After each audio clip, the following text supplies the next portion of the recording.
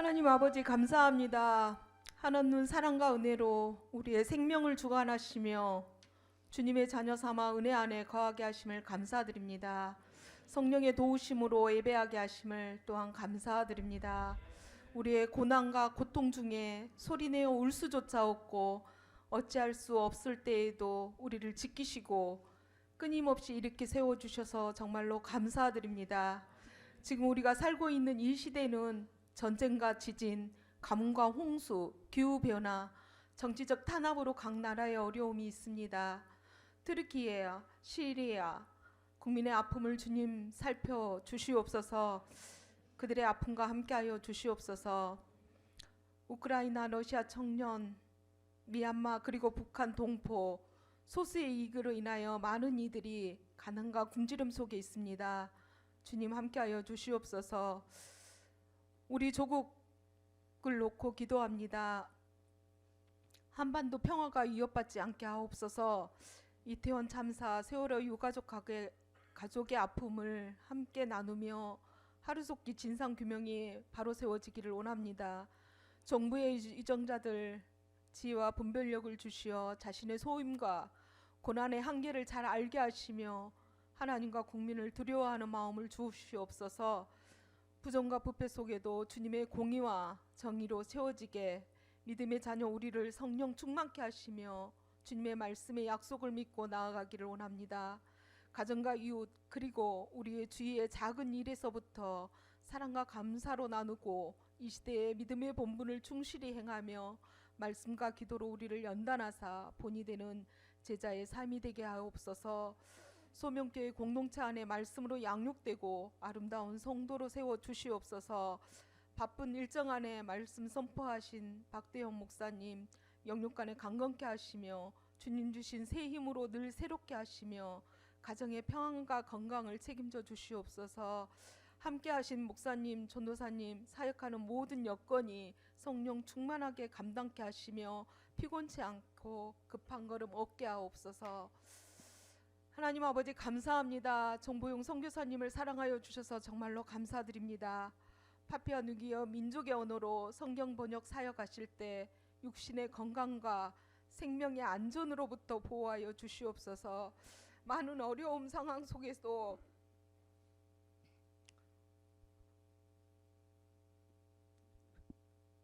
주님께서 주신 기쁨으로 지혜롭게 사명 잘 감당케 하옵소서.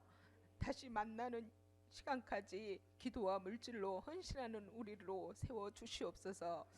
하나님 아버지, 교회의 태중의 태아와 노년에 이르기까지 주님 품에 보호하여 주시옵소서. 각자의 맡은 사명 십자가의 사랑으로 잘 감당케 하옵소서. 수연자매 요한 라파의 힘으로 우리 가운데 기이한 일들을 행하시라 말씀으로 응답으로 나아가기를 원합니다. 치료하는 모든 과정 평강의 은혜가 있기를 원합니다. 그리하여 주님의 역사하심을 경험하고 어제보다 훨씬 나은 상황이 되게 하여 주시옵소서. 하나님 아버지, 우리의 중보 기도가 주님께서 원하시는 기도로 응답되기를 원하며 간증의 삶으로 거듭나기를 간절히 원합니다. 우리 주 예수 그리스도 이름으로 기도합니다. 아멘.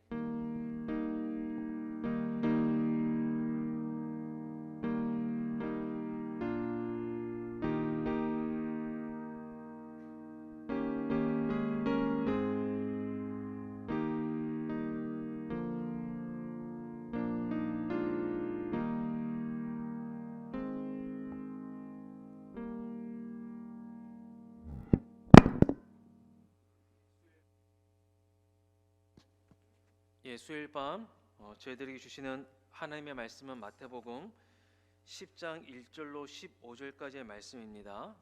제가 10장 1절부터 4절까지 읽도록 하겠습니다. 예수께서 그의 12 제자를 부르사 더러운 귀신을 쫓아내며 모든 병과 모든 약한 것을 고치는 권능을 주시니라. 12 사도 이름은 이러하니 베드로라 하는 시몬을 비롯하여 그의 형제 안드레와 세베대의 아들 야고보와 그의 형제 요한, 빌립과 바돌로메, 도마와 세레마테, 알페오의 아들 야고보와 다데오, 가나나인 시몬 및 가룟 유다 곧 예수를 판 자라. 아멘. 우리 선교사님 나오셔서 그들의 이름은 이러하니라라는 제목으로 말씀 전해 주시겠습니다.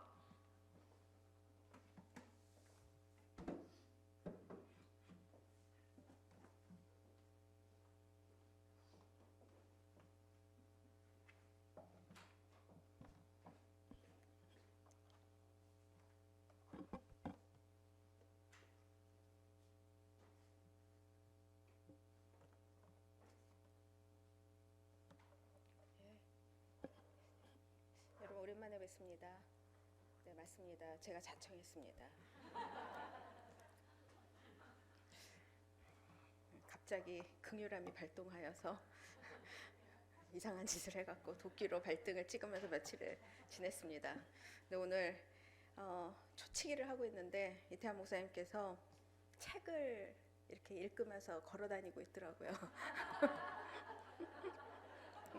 잘못하면 시험 들어서 설교 못할 뻔했습니다. 여러분 우리가 살다 보면 만나는 뜻밖의 일들이 있습니다. 기쁜 일이라면 한없이 좋지만 예상치 못한 정말 생각지도 못한 아프고 힘겨운 일이라서 오랫동안 낙담하고 망연해하고 있을 수도 있습니다. 그리고 그 아프고 힘든 기억은 펴지지 않는 주름처럼 우리 삶에 고스란히 남아서 그림자를 만들기도 합니다. 여러분에게도 그런 펴지지 않는 주름 같은 기억들이 있으시죠? 아픔과 고통으로 주름진 그 시간들은 지금의 여러분들의 삶을 어떤 모습으로 만들어 왔는지 한번 생각해 보셨으면 좋겠습니다. 저는 나무를 참 좋아합니다. 뻗어나가는 그 형세도 좋고 오랜 세월의 풍파를 견디면서 껍질이 울퉁불퉁해진 그 질감도 좋고 누군가 곁에 가서 그저 기대기도 하고 그 그늘에 땀을 식히면서 잠시 쉬어가는 것을 늘 허락해주는 나무의 그 넉넉함도 참 좋습니다. 지난해 여름에 박민아 선교사님 내려오셨을 때 그분의 고향인 남원 운봉이라는 곳에 잠시 들린 적이 있었습니다. 그곳에서 소나무 숲을 보게 되었죠. 그런데 그곳의 소나무들은 하나같이 모두 휘어지고 구부러진 모습이었습니다. 바람이 많은 지역이라서 그 바람을 견디다가 그렇게 휘어졌다고 선교사님이 말씀을 해주시더군요. 그런데 제 눈에는 긴 세월 동안 그렇게 모진 바람에 휘어지고 구부러진 소나무들이 군락을 이루고 있는 그 모습이 참 멋지고 아름다웠습니다. 구부러짐의 미학, 연약함의 아름다움이 생각이 났습니다. 한 그루 한 그루는 연약해서 휘어지며 세월을 견뎠지만 그 굽은 줄기들이 서로를 휘감으며 숲을 이루어서 견디는 그 모습이 얼마나 멋졌는지 모릅니다. 여러분, 교회가 바로 이런 곳이지 않습니까? 각자는 모두 연약하고 구부러져 있고 휘어져 있지만 서로를 기대고 의지하면서 하늘을 향해 두 팔을 벌리고 살아가는 곳, 그곳이 이 땅의 하나님 나라 백성 공동체인 교회인 것 같습니다. 하나님께서도 그 기댐과 엉킴, 그 견딤과 붙들림이 펼쳐놓은 그림을 보시면서 참 아름답다 그러실 것 같습니다. 나무 한 그루 한 그루 하나님께서 창조의 씨앗을 심고 자라게 하셨듯이 우리 한 사람 한 사람도 하나님께서 그렇게 이 땅에 보내시고 그리고 부르셨습니다. 그리고 이름을 주셨습니다. 각자에게 이름을 주시고 한 사람 한 사람 인격적으로 부르시고 만나주셨을 뿐만 아니라 한 공동체로도 부르셨습니다. 오늘 본문의 12제자들처럼 그렇게 공동체로 말이죠. 예수님께서는 그동안 제자들을 데리고 다니시며 가르치고 하나님 나라 복음을 전파하시고 병들고 약한 자들을 고치는 사역을 하셨습니다. 참 목자이신 그분은 목자 없는 양과 같이 고생하며 기진한 무리를 보시면서 불쌍히 여기셨다고 9장 마지막 절에는 말하고 있습니다. 사람을 사랑하셨던 예수님은 그들의 필요를 보면 늘 마음이 아프셨고 그들과 함께 지내는 것을 즐거워하셨던 분이었습니다. 친구 나사로의 무덤 앞에서는 울음을 터뜨리셨고 성전에서 장사하는 자들의 불의를 보면 그곳을 발칵 뒤집어 놓는 의분도 부리셨던 분이고, 사람들과 어울려서 먹고 마시는 것도 즐겨 하셨습니다. 제가 상상의 날개를 좀 한껏 펴서 그렇게 그림을 그려보면 저에게 예수님은 흥에 겨워 춤추시고 아름다운 석양을 보시면서는 감탄사를 마구 남발하시는 그런 멋진 분이셨을 것 같습니다.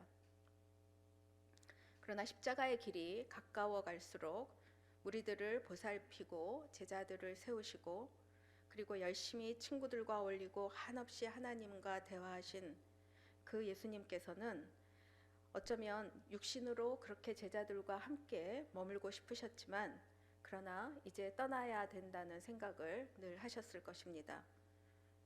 당신의 사명인 십자가만 아니라면 그렇게 제자들과 함께, 무리들과 함께 같이 보살피고 서로 기대며 그렇게 살아가기를 마다 않으셨을 것 같습니다.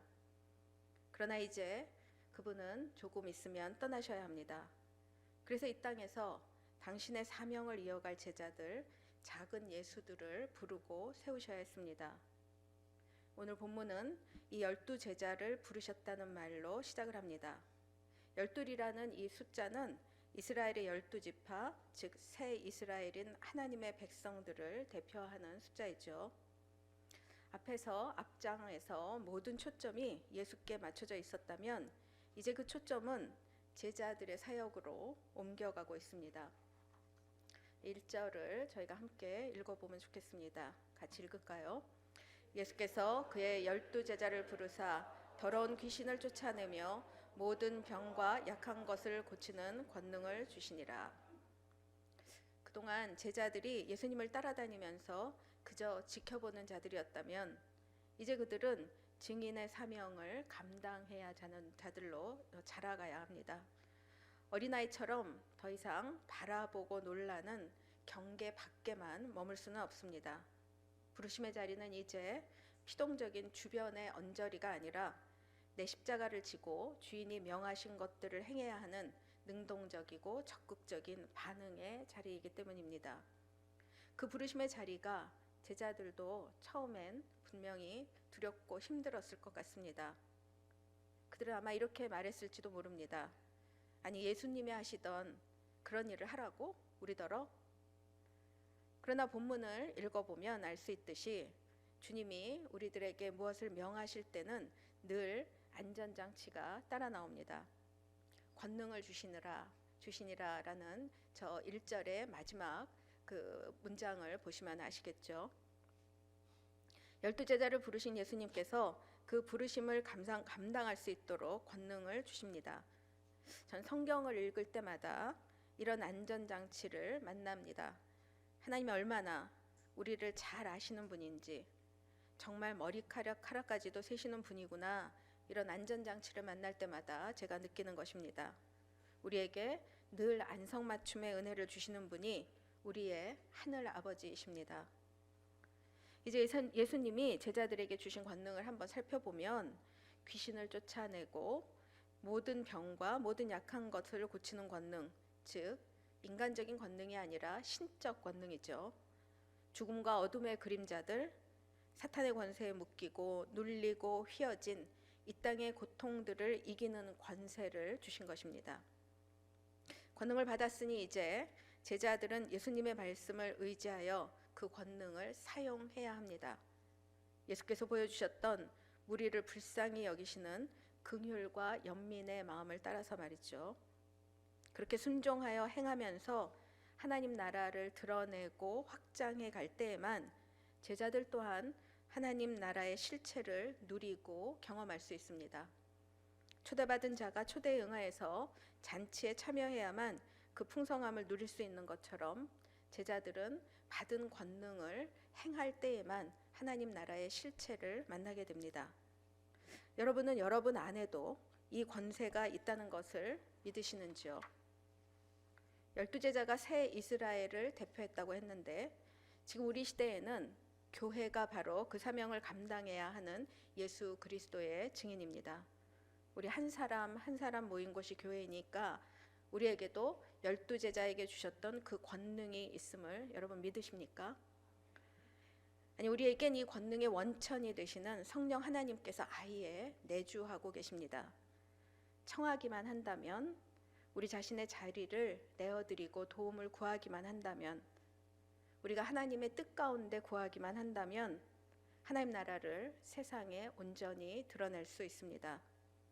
단지 이 엄청난 사랑의 초대에 응할 것인지 아닐지는 우리가 선택하고 결정해야 합니다. 여러분은 그 부르심의 초대에 어떻게 반응하고 계시는지요? 순종하여 행함으로 하나님 나라를 누리고 계십니까? 이제 2절과 3절에서는 예수께서 부르신 12 제자들의 이름이 나옵니다. 조금 특이한 것은 베드로의 이름이 가장 먼저 나오고 맨 마지막에 가룟 유다가 나오고 있는 것입니다. 예수님을 모른다고 부정한 사람이 베드로였죠.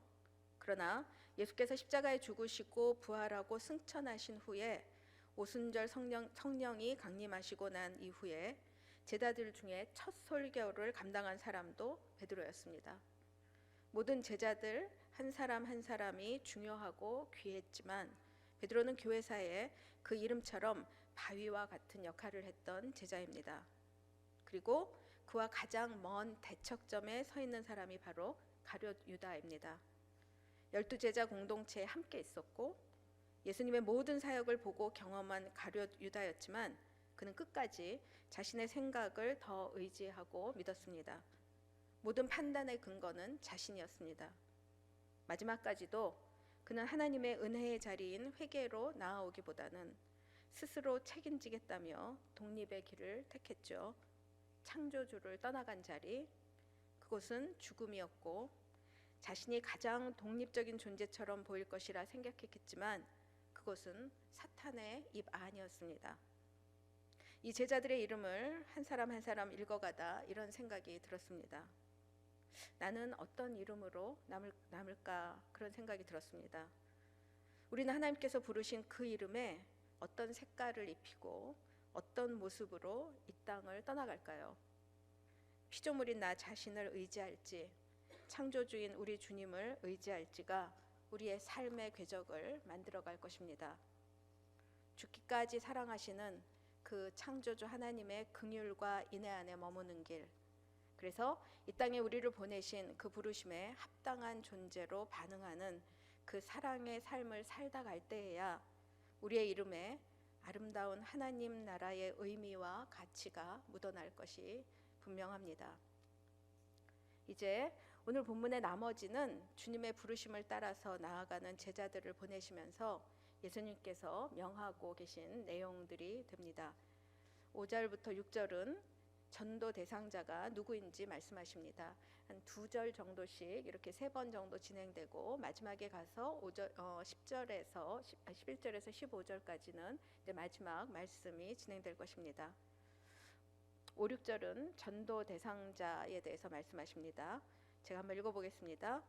예수께서 이 12를 내보내시며 명하여 이르시되 이방인의 길로도 가지 말고 사마리아인의 고을에도 들어가지 말고 오히려 이스라엘 집에 잃어버린 양에게로 가라. 제자들이 가야 할 곳, 하나님 나라 복음을 전해야 할 곳은 주님이 정하신 곳입니다. 아직 예수님의 사역 경계가 갈릴리였을 때이기도 했고요.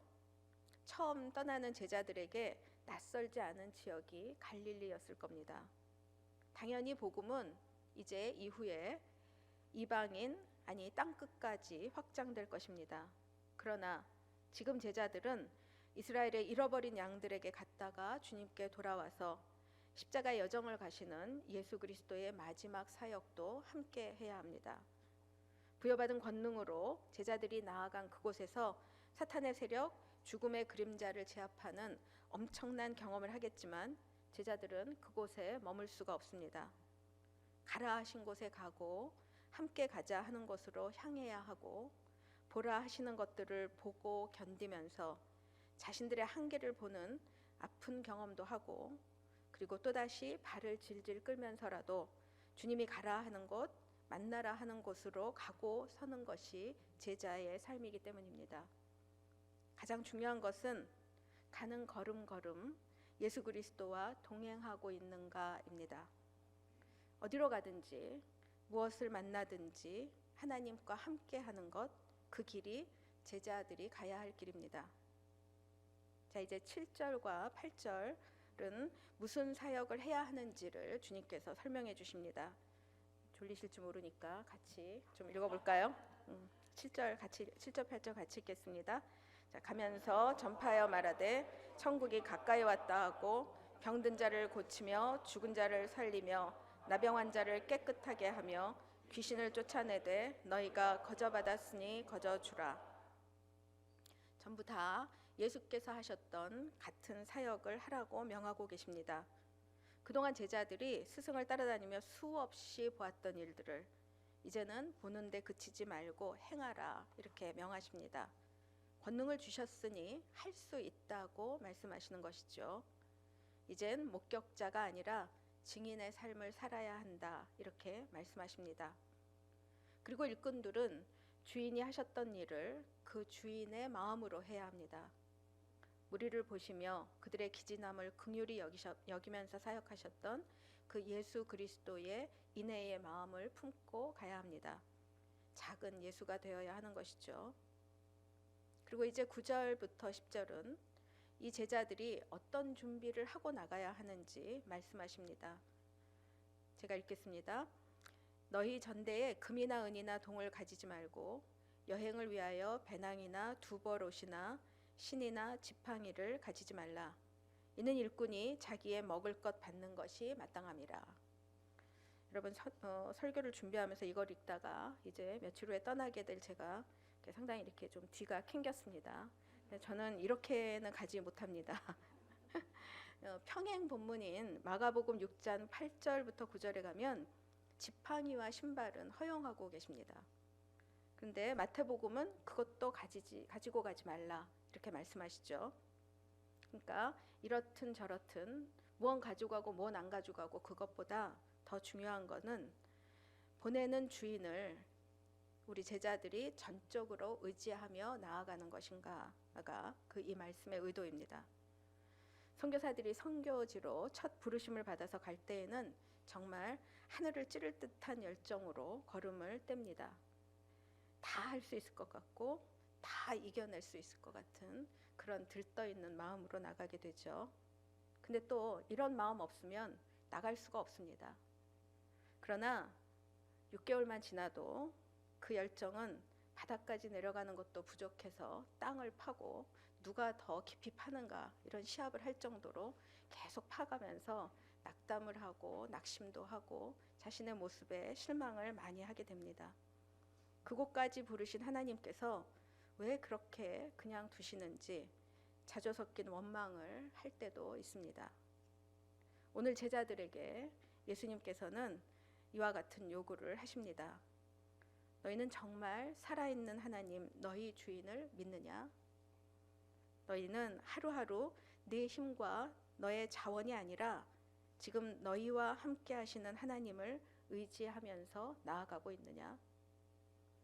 이 물음에 대한 우리들의 순종의 결과가 우리가 하나님을 경험하는 삶을 살지 아닐지를 결정합니다. 우리의 필요를 채우시는 살아계신 하나님을 만나게 되는 복, 우리를 떠나지 않으시는 임마누엘의 주님을 경험하는 하늘나라의 복을 누리는 길은 명하신 대로 광야의 길을 가는 것입니다.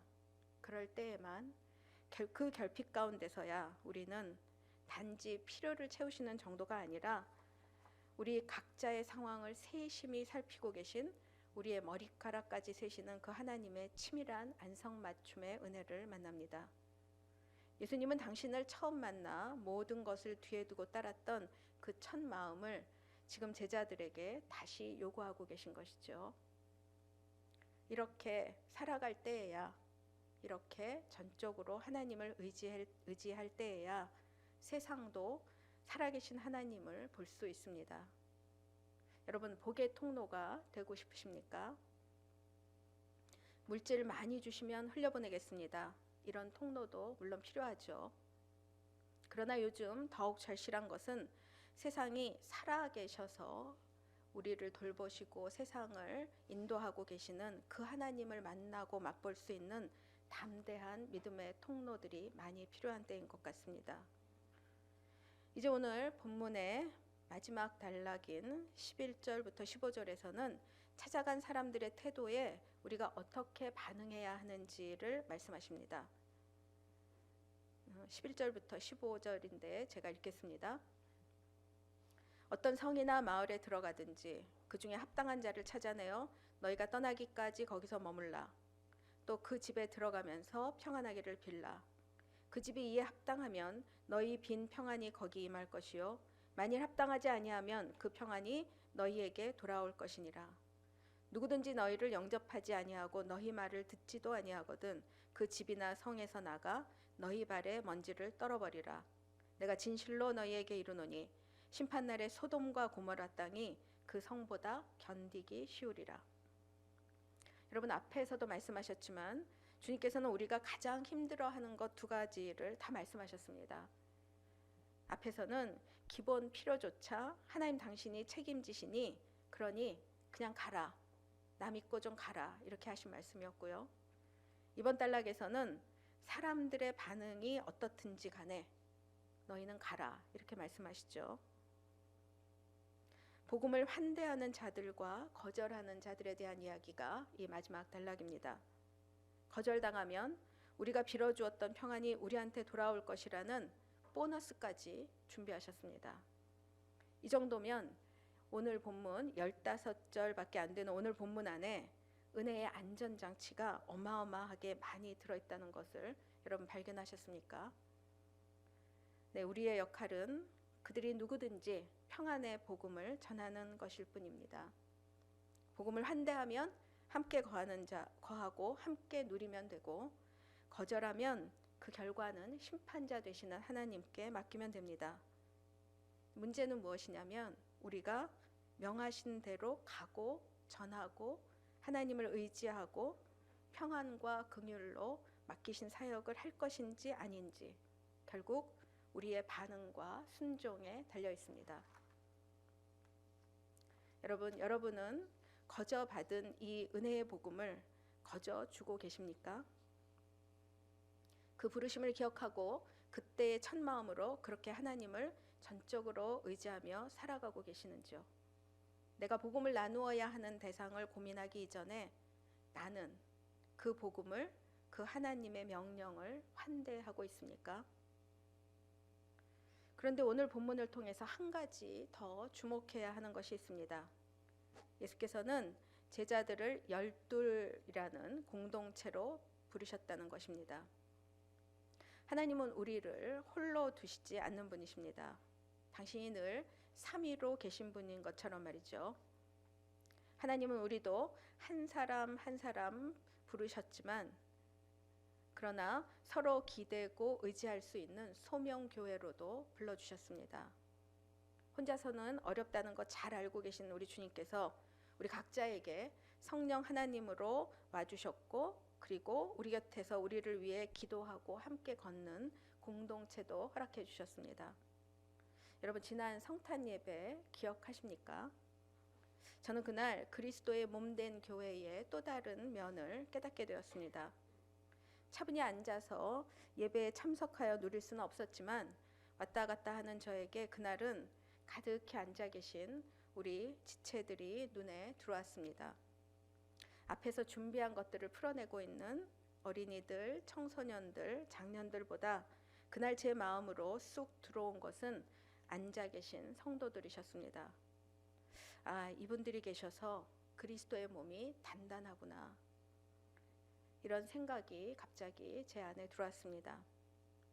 여러분, 근력이 빠져나갈 때 우리 몸이 어떻게 되는지 경험해 보신 적 있으십니까?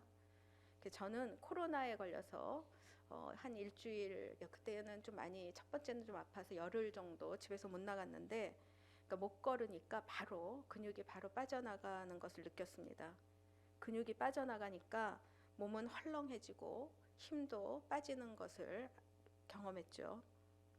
이렇게 우리 성도들 한 사람 한 사람이 그리스도의 몸인 교회를 단단하게 하는 근육과 같은 분들임을 그날 다시 깊게 깨달을 수 있었습니다. 봉사로 섬기는 분들도 중요하고요. 그러나 단단한 근육처럼 교회의 존재를 이루고 계신 분들도 모두 너무도 소중한 지체들이십니다. 한 사람 한 사람은 약하고 휘어지고 굽어있는 모습을 갖고 있을지라도 하나님이 우리를 보실 때는 소명교회라는 하나의 큰 숲으로 보실 것 같습니다. 제가 설교 앞부분에서 말씀드렸던 것처럼 그 휘어져서 서로를 감고 있는 솔숲의 아름다움처럼 소명공동체는 그렇게 서로를 기대고 서로를 감싸며 하나님 나라의 아름다운 이야기들을 써나가고 있습니다. 우리는 아직 잘 모릅니다. 그 이야기가 어떤 모습이 될지, 그 그림이 어떤 색으로 덧입혀져서 하나님의 영광의 찬란한 빛을 세상에 보여주게 될지 잘 알 수가 없습니다. 그러나 제가 경험했던 소명공동체는 저처럼 많이 약하고 휘어지고 굽어진 사람도 살게 하고 쉬게 하고 회복시키는 그런 공동체였습니다. 여러분, 이 사진들은 제가 이제 다시 돌아갈 파푸아뉴기니의 시장 모습입니다. 여자들은 틈만 나면 이렇게 빌름이라고 불리는 가방을 짜서 팝니다. 여러 색깔의 실들을 가지고 이런저런 문양을 넣어가면서 짠 이 빌름의 각양각색의 색깔과 무늬는 참 아름답습니다. 어떻게 이렇게 도면도 없이 저렇게 예쁘게 짤까 싶어 경이롭기까지 합니다. 짜는 사람마다 다 다르게 만드는 그야말로 세상에 단 하나밖에 없는 것들입니다. 이렇듯 우리들의 삶의 이야기들도 섞이고 어우러지면서 완성을 향해 나아가고 있습니다. 그리고 그런 우리들의 삶의 색깔이 한데 어우러져서 소명교회라는 아름다운 모습으로도 만들어져 가는 중입니다. 우리 각자가 예수님의 생명을 덧입고 주님의 명을 따라가고 서면서 그 주님을 의지하고 서로를 기대며 나아갈 때 그 그림은 아름답게 완성되어 갈 것입니다. 여러분, 한번 상상력을 동원해서 그 아름다운 그림을 각자 떠올려 보십시오. 기대되지 않으십니까? 그리고 그 그림의 한쪽에는 저를 보내주시는 여러분의 기도와 헌신 가운데 함께 신앙의 여정을 걷는 와기 종족의 색깔도 덧칠해져 있을 것입니다. 이제 말씀을 마치려고 합니다. 오늘 본문을 묵상하면서 저는 3가지 정도 적용을 생각해 보았습니다. 첫 번째, 나는 생명의 복음을 받은 자로 그 부르심을 기억하며 그 첫 마음을 잃지 않고 살고 있는가? 저에게 물어봤습니다. 둘째, 성령 하나님과 동행하는 성도답게 나는 살아계신 하나님만 전적으로 의지하며 살고 있는가?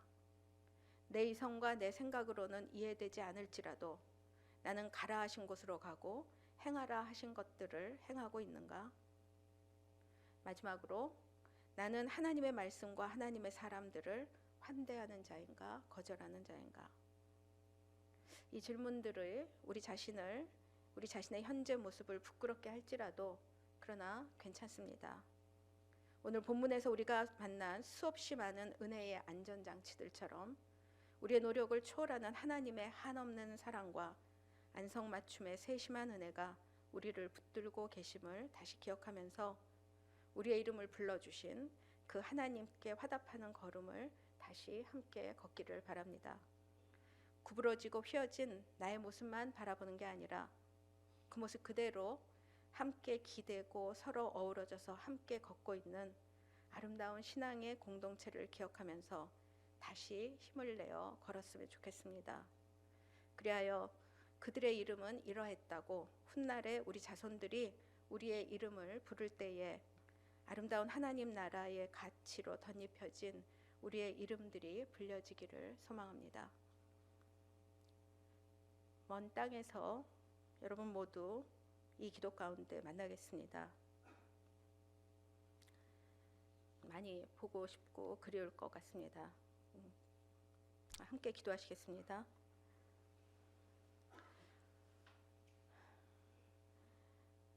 참 좋으신 하나님 아버지, 우리 한 사람 한 사람의 이름 부르기를 기뻐하시는 주님, 그렇게 주님은 우리를 인격적으로 귀하게 부르시는데 우리는 하나님 당신을 그리고 나의 지체들을 어떻게 대하며 살고 있는지요.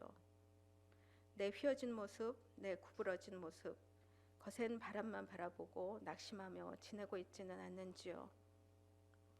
주님, 다시 주님 앞에 우리의 이 모습 이대로 나아오니 도와주시옵소서. 작고 연약하지만 그 연약함으로 서로 기대고 서로 감싸고, 그리고 무엇보다도 우리의 반석 되신 예수님께 뿌리를 단단히 내림으로 광야의 눈보라도 폭풍도 두려워하지 않는 자들이 되게 하여 주시옵소서.